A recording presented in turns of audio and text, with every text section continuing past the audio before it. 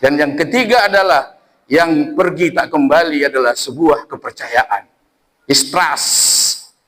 Kalau kepercayaan kepada kita khianati, tidak amanat.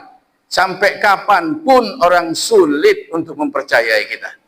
Oleh sebab itu Bapak Saudaraku, mari kita jaga waktu kita hari ini. Mari kita jaga lidah kita. Mari kita jaga ucapan kita. Semoga kalau kita jaga yang ketiganya ini, maka kita termasuk orang yang beruntung. Wa tawasau bil haq, wa tawasau bis sabr. Alhamdulillah. Alhamdulillahilladzi anzala al-Qur'an ma huwa shifaa'un wa rahmatun lil mu'minin. Asyhadu an la ilaha illallah wahdahu la syarika lahul malikul haqqul mubin. Wa asyhadu anna Muhammadan abduhu wa rasuluhu shadiqul wa'dil amin. Allahumma fasalli wa sallim wa barik ala sayyidina Muhammad wa ala alihi wa sahbihi wa sallim ajma'in. Amma ba'du fa ya ibadallah, usikum wa iyaya bitaqallah faqad fadhal muttaqun.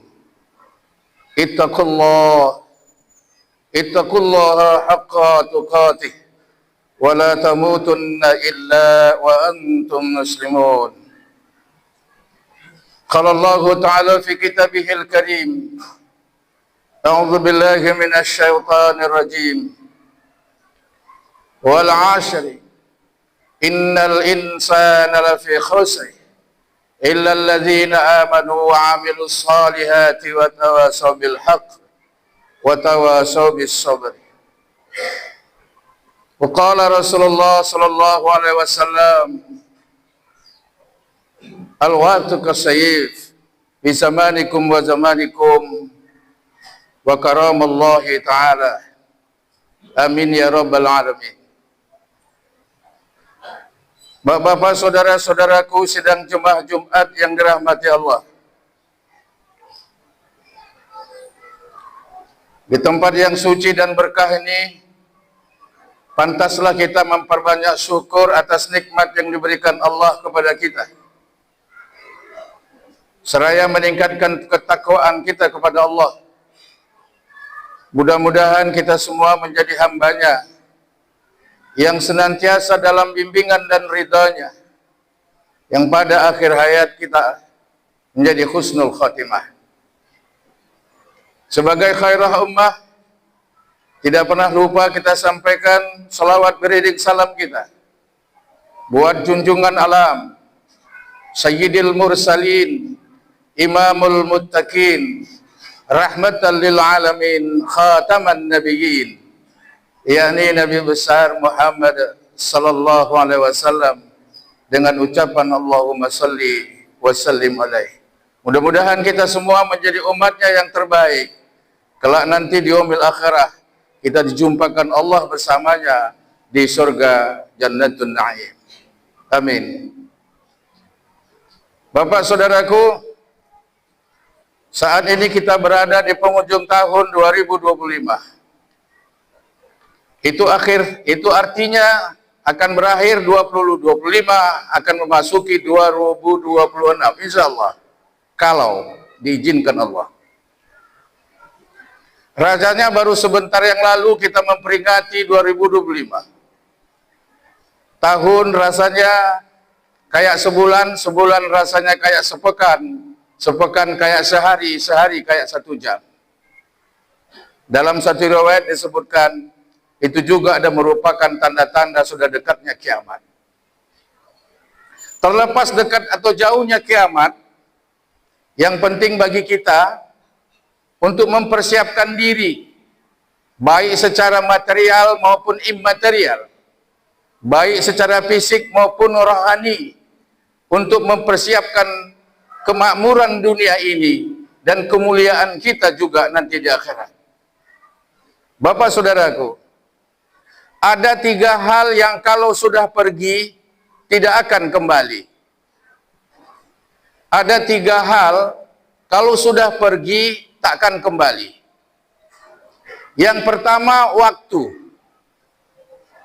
Waktu yang lalu tidak akan kembali. Hanya sebagai ibrah, mungkin juga sebagai nostalgia, dan mungkin juga sebagai pelajaran kalau kita mau berbaik diri. Tapi tidak akan bisa diulang. Waktu yang lalu kita masih kanak-kanak, mungkin remaja, dewasa. Hari ini kita sudah menua, dan sebentar lagi akan hilang dari peredaran bumi ini. Tidak akan bisa kita tarik waktu, akan kembali menjadi muda lagi. Oleh karena itulah pada kesempatan ini, dengan perubahan waktu yang tidak pernah berubah, dalam pendekatan ilmu filsafat, yang tak pernah berubah itu adalah perubahan. Karena perubahan itu senantiasa berubah. Orang yang tidak mampu menyikapi perubahan dengan baik, dia akan digilas oleh perubahan itu. Mari kita renungkan sejenak. Kalau kita sekarang berumur 60 tahun, berapa saat lagikah kita bertahan di bumi ini? Hanya sebentar. Lalu yang sebentar itu apa yang harus kita berbuat supaya kita bisa hidup selamat, terutama di akhirat kelak nantinya? Waktu. Maka Allah mengingatkan, wal asr. Sampai Allah menunjukkan kata sumpah, wow sumpah dengan waktu. Artinya waktu tidak akan bisa ditarik kembali kalau sudah berlalu. Innal insana lafi khusr. Kita ini semua merugi. Siapapun kita merugi. Presiden merugi, menteri merugi, gubernur rugi, bupati rugi, sampai ke tingkat bawah rugi. Yang tak merugi adalah illallazina amanu wa amilus saleh. Orang-orang yang beriman lagi soleh.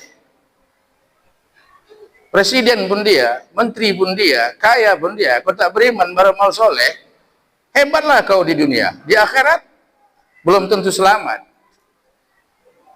Merugi. Pada dasarnya kita ini semua merugi. Ayo, lagi napas ada, kita perbanyak amal ibadah kita. Kita perbanyak zikir kita. Kita perbanyak istighfar kita. Kita perbanyak sedekah kita. Supaya kita menjadi orang yang beruntung. Illal ladzina amanu.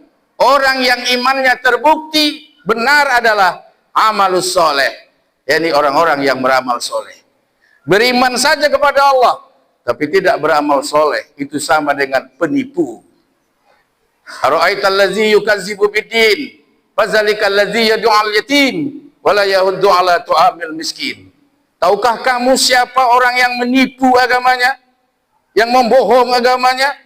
Dia sholat rajin, puasa rajin, haji setiap tahun, umroh setiap bulan, tapi itu penipu semua. Kenapa? Karena tidak pernah menyantuni anak yatim, tidak pernah memberi makan orang-orang miskin. Itulah yang dituntut oleh Allah. Satu bukti keimanan adalah amal soleh.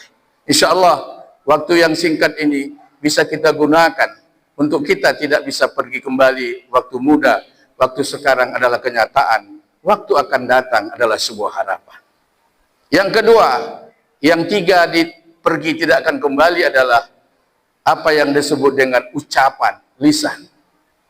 Kalau kita sudah berucap, bukan milik kita lagi, milik yang mendengar.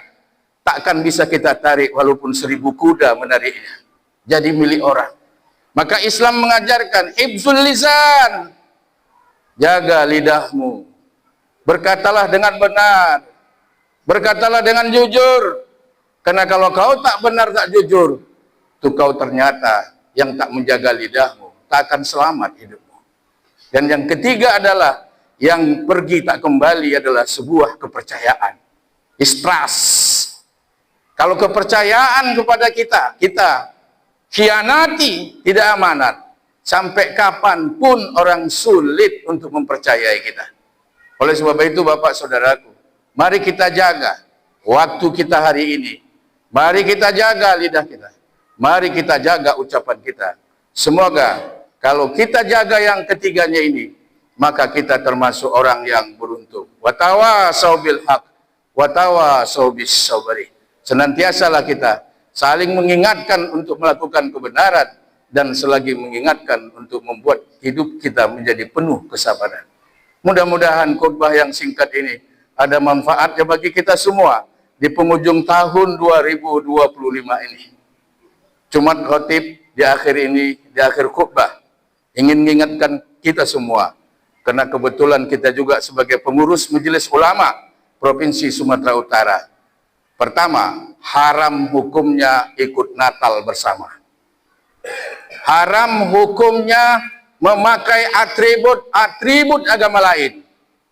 Tolong kasih tahu anak keluarga, jangan main trompet, jangan main petasan. Itu adalah budaya agama lain yang sudah dipatwakan Majelis Ulama, itu haram hukumnya. Mudah-mudahan kita semua menjaga akidah kita kepada Allah, yang pada akhirnya kita tetap bertauhid yang murni. Barakallah wa lakum fil Qur'anil azim wa nafa'ani wa iyyakum bima fihi minal ayati wa zikril hakim. Aqulu qawli hadza wastaghfiruhu innahu huwal ghafurur rahim.